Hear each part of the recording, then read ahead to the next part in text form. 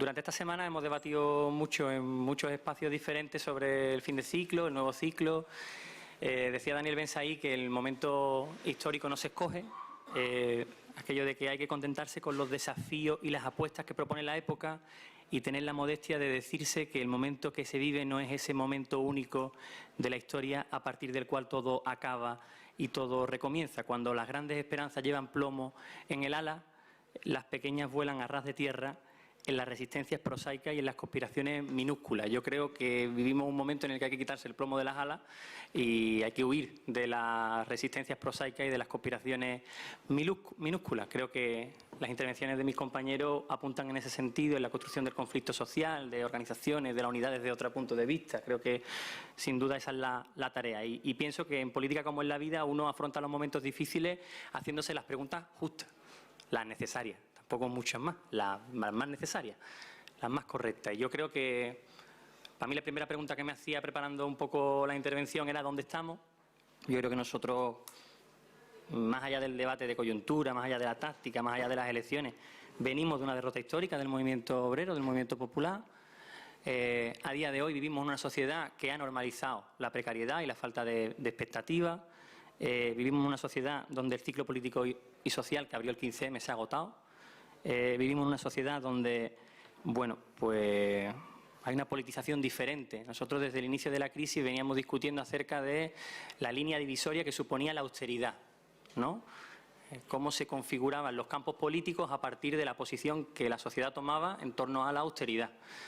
Yo creo que hoy trabajamos mucho más en el campo de la austeridad que en cualquier otro campo. Se han normalizado los recortes, la precariedad, el no llegar a fin de mes y se han abierto nuevas líneas divisorias. Nosotros en Andalucía nos encontramos una primera expresión anticatalanista a raíz del proceso en Cataluña, vivimos una reacción xenófoba ante la situación que vivimos en nuestras ciudades, especialmente en la frontera sur, y vivimos una reacción neomachista en las elecciones autonómicas. Eso inició todo un ciclo que después ha concluido ahora con las municipales y con las europeas, pero de lo que habla es que precisamente los temas que ocupan la opinión pública son otros. A día de hoy son otros. Y esto también influye en cómo la gente toma posición y se relaciona con la política. Yo creo que no hay salida posible si no construimos el conflicto social, y también pienso que hay una recomposición de los campos políticos a nivel estatal e internacional, pero a nivel estatal que habilita un bloque reaccionario neoliberal fuerte que arrastra a todos los actores. Y me explico, yo creo que el proceso de derechización que existe en este país a día de hoy no solo afecta a la disputa de PP, Ciudadanos y Vox, sino que arrastra al resto de actores y también a los planteamientos desde la izquierda. Y creo que esto es importante porque no es posible explicar los planteamientos posibilistas, gobernistas, sin entender esto. Así que de alguna forma también afecta al campo de la izquierda ese proceso de derechización y que nosotros ya lo hemos visto. Si nosotros desde Podemos en Andalucía, desde Adelante Andalucía, hemos hecho un planteamiento de no cogobiernos con el PSOE que no tiene el mismo marco de aceptación ahora que hace 4 años. Así que esto es así. Y hemos sufrido presiones durante las semanas posteriores al 2 de diciembre hacia la unidad con el PSOE, hacia un poco entrar en ese marco de coordenadas políticas. En este escenario, algunas ideas. La primera, yo creo que no podemos saltar por encima de los procesos sociales. Esa debería ser una conclusión un poco de este ciclo que acaba. La performance tiene límite, el discurso no construye la realidad y la hipótesis populista pues se ha mostrado insuficiente. Para mí es como la primera conclusión. La segunda, el problema, y digo porque participamos en foros, creo que todos y todas, en los que muchas veces se pone el foco en el problema es comprender cómo está la izquierda. Pues no, yo creo que no. El problema fundamental no puede ser ese. El problema fundamental, y perdonadme, pero yo sigo pensando que sigue siendo la lucha de clase y sigue siendo el capitalismo y sigue siendo el capitalismo como condiciona las condiciones de vida de la sociedad. Y aquí yo, no para hacer sangre, pero sí quiero hablar del chalet y de lo que supuso el chalet. La casa de Galapagar, yo creo que ha sido percha, ¿no? Ha sido la percha donde se colgaron todos los descontentos o muchos descontentos que existían con Podemos. Pero más allá de esa percha, yo creo que nos habla o nos abrió a las claras de ciertas claves en las que la sociedad se politizaba.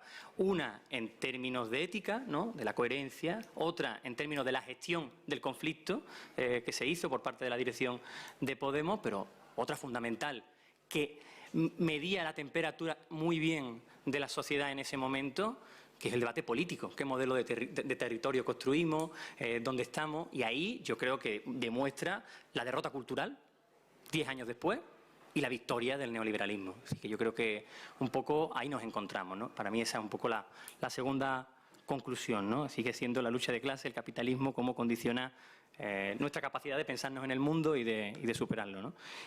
La tercera, pues, de una forma un poco provocativa, pero yo creo que asistimos al fin de la izquierda, al menos al fin de la izquierda tal y como la conocíamos. Creo que el ciclo largo desde el inicio de la crisis no ha permitido dar un salto cualitativo en términos de conciencia y organización. Se nos achica ahora el espacio electoral, se puede achicar más incluso, pero creo que este no es el problema. Creo que culturalmente estamos derrotados y socialmente peor que hace 10 años. El movimiento estudiantil, ¿dónde está la juventud universitaria?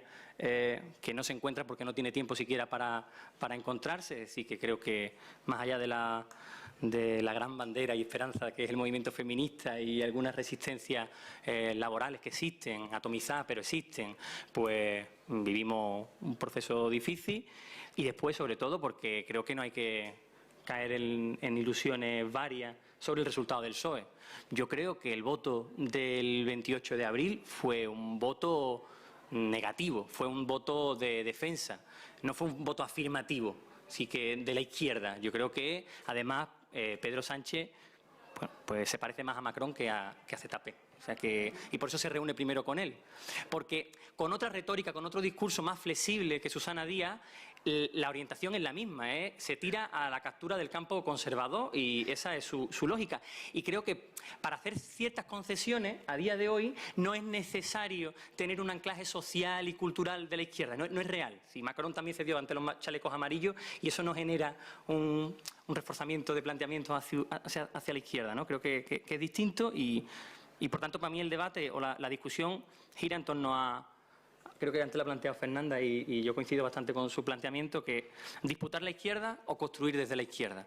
Yo personalmente creo que toda crisis abre oportunidades y creo que el momento que se abre pues nos plantea a las claras que, desde mi punto de vista, nuestra prioridad no debe ser disputar a la izquierda y que no se confunda esto con ninguna ideaca posmoderna ni la ruptura del tarro de no sé qué esencia, pero sí que es verdad que de alguna forma pues yo pienso que la tarea sinceramente es construir una identidad abiertamente anticapitalista, feminista y ecologista. Pienso que eso necesita beber de una lógica programática defensiva antineoliberal, pero que no se puede quedar ahí, que tiene que ir más allá, y pienso que la cuestión del gobierno, evidentemente, sigue siendo central, claro que sí, pero no solo quién gobierna, sino para quién se gobierna. Y creo que esa es la discusión que tenemos un poco dentro del bloque en el que nos encontramos y esa es la discusión que tenemos que tener. Pero si la discusión no es tanto quién gobierna como también para quién se gobierna, pues a algunos nos toca actualizar el programa de transición hoy, ¿no? Así que de alguna forma pensar cuáles son los elementos programáticos centrales a partir de los cuales tú puedes hacer avanzar las conciencias, puedes generar organización, puedes generar alianza. Así que de alguna forma yo creo que esa es una de las tareas. Por tanto, en ese sentido, insisto, creo que disputar la izquierda, entiéndase como disputar el ser de izquierda, conlleva una triple dificultad. La primera es que yo creo que esa identidad está en crisis. Nosotros en Andalucía, de 2008 a 2018, las elecciones andaluces, el bloque de la izquierda, en el cual en este momento meto al PSOE, después lo sacamos, el bloque de la izquierda obtuvo 1 millón de votos menos. El 28 de abril, lo que decía antes, yo pienso que fue un voto defensivo, no afirmativo. Esa es la primera dificultad, entender un poco esa desafección que existe. La segunda, creo que es una identidad y un eje totalmente hegemonizado por el PSOE, creo que en el que mejor se mueve el PSOE. Y tercero, que hay nuevos sectores, nuevas identidades que no conectan. y hablo de la juventud, sí que se define antes mejor cómo, se define más feminista que de izquierda, ecologista que de izquierda, animalista que de izquierda. Yo creo que a eso tenemos que interpelar para conectar con una nueva generación que se organiza, que lucha y que tiene la aspiración de cambiar el mundo. O sea, creo que es así. Creo que la derecha lo tiene mucho más claro. Creo que la tarea no pasa por disputar a la izquierda, porque la crisis de la izquierda es también la crisis del movimiento popular, la crisis del movimiento obrero, es también la crisis de las identidades colectivas, de los proyectos colectivos. Hoy mismo no, pero hace unos días sabéis de la dimisión de nuestro compañero Antonio Maillo en Andalucía y se abre un debate sobre el futuro de todo y tal, porque ya no está de baja y Antonio no está. Pues esto se repite, ¿no? Cuando Pablo no estaba, pues que no hay proyectos. Sí, yo creo que te miren muy bien el pulso de lo que tenemos, de dónde estamos, y creo que la clave es una. Sí, creo que para ser hay que hacer. Así que yo creo que la clave del sujeto que queramos construir está en lo que hacemos. Y la gente conecta con nosotros por lo que hacemos, por lo que defendemos. Y yo creo que eso fue la expresión que vivimos muchos en el 15M. Que había gente que no levantaba la bandera de la izquierda, pero que estaba de acuerdo contigo en no pagar la deuda, defender los servicios públicos para los desahucios, etcétera, etcétera. Yo creo que por ahí viene la reconstrucción de cualquier sujeto de clase, feminista, ecologista, y tiene que ser con respecto a las tareas. Creo que la derecha lo tiene mucho más claro. Su apuesta es ese neoliberalismo progresista del que habla Nancy Fraser, y por tanto, si nuestra conclusión es que hay que hacer para volver a ser, pues la pregunta es que ¿qué estamos haciendo? Porque yo creo que esa es un poco la pregunta que lanzaba la compañera. Ya termino. Al final, ¿no? Así que, bueno, ¿qué estamos haciendo? Porque ¿cómo pensamos llegar a 2023 si es que ahora tenemos que pensar en 2023 y no pensar en cómo somos capaces de construir organización más allá de preparar las campañas electorales? Me meto con Adelante Andalucía muy brevemente, porque también entiendo que se me invita para que hable de algo de eso. Bueno, Adelante Andalucía a día de hoy es un espacio político andaluz que funciona como un paraguas en lo electoral, que altavoz en lo político, con una delimitación política clara, di que a las derechas alternativa al PSOE, eso es no entrar en gobierno con el PSOE, un programa marco abiertamente antineoliberal y un fuerte carácter andaluz. Y hago esta principal definición viniendo a un foro a Madrid porque ha habido comparaciones con Más Madrid y yo, pues, con todo el cariño del mundo, y habrá que relacionarse con Más Madrid, con muchos otros actores, pero entiendo que no es esto lo que nosotros representamos en Andalucía. Además, es la hipótesis que mejor ha resistido el ciclo a nivel autonómico y a nivel municipal. Los mejores resultados de estos 6 meses se dan en las andaluzas, con más de un 16% en términos relativos, pero sobre todo cualitativamente nosotros hemos sido primera fuerza en muchos municipios en las elecciones andaluzas y hemos pasado a ser tercera, cuarta y quinta fuerza política en las elecciones generales, en las elecciones municipales y europeas, en esos mismos municipios. Entonces, bueno, creo que eso pues habla un poco. No, en las municipales no, porque no hemos presentado como adelante, pero en las generales sí. Sí, esa traslación es importante tenerla. Creo que factores influyen en esos resultados. La confluencia superadora del marco de Unidas Podemos, la marca, el proceso, la delimitación estratégica, el trabajo de oposición hace 4 años. Hace 4 años hubo compañeros de la dirección estatal que vinieron a Andalucía a decirnos que pactáramos con Susana Díaz. Yo creo que si hace 4 años llegamos a pactar con Susana Díaz, hoy no existimos como fuerza política. O sea, lo digo tal y como lo pienso.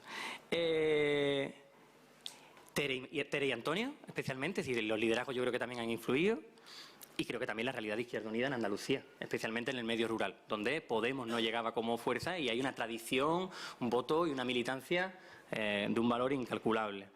Tareas a futuro, un sujeto político propio, confederable con otras fuerzas políticas a nivel estatal, una herramienta útil ¿para qué? Para cierta articulación política y social que alimente esto que llamamos el bloque histórico, que yo creo que evidentemente no es Unidas Podemos ni es Adelante Andalucía, y me resulta muy difícil pensar el bloque histórico en términos estrictamente electorales institucionales. Creo que eso no es posible.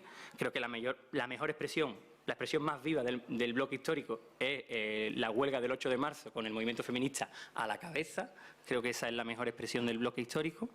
Y nosotros hacemos una apuesta en lo organizativo por la forma red, de alguna forma por superar la lógica partido. Creo que nos hemos obsesionado a nivel organizativo por intentar encajar el molde donde no encajaba. Si tú quieres articular una relación política estable con colectivos que están peleando contra las externalizaciones de la Junta de Andalucía, nosotros lo hemos vivido, contra los recortes, etcétera, etcétera, no lo haces pidiéndole que se afilie a tu partido, que se venga a tu círculo, que se venga a tu asamblea. No es verdad, no es real. Y si seguimos en esa línea, pues al final debilitaremos lo que es un poco la construcción del espacio político. Y yo creo que toca todo lo contrario, en eso nos vamos a esforzar. ¿Qué hacemos ante el avance de la derecha reaccionaria? Y ya termino.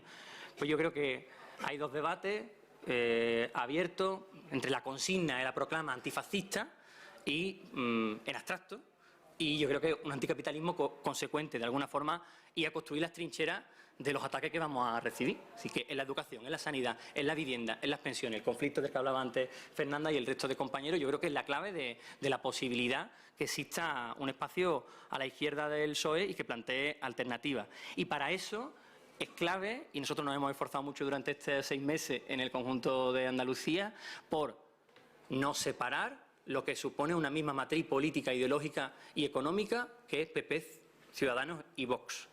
Sí, creo que la novedad, y ese fue nuestro análisis después del 2 de diciembre, en las elecciones andaluzas, no fue Vox, sino que fue Ciudadanos, especialmente por la capacidad que tenía de comer electorado en aquel momento, tanto del PSOE como del Partido Popular, y ampliar, ensanchar la base social de la derecha. Creo que fue más clave Ciudadanos que en la normalización de ciertas políticas, de recorte, de rebajas fiscales a los más ricos, etcétera, que la aparición de Vox, que movilizó un cierto electorado franquista, cabreado, neomachista y racista abiertamente, pero que no era suficiente, ¿no? Entonces creo que de alguna forma el seguir emplazándolos como bloque de conjunto es una clave fundamental.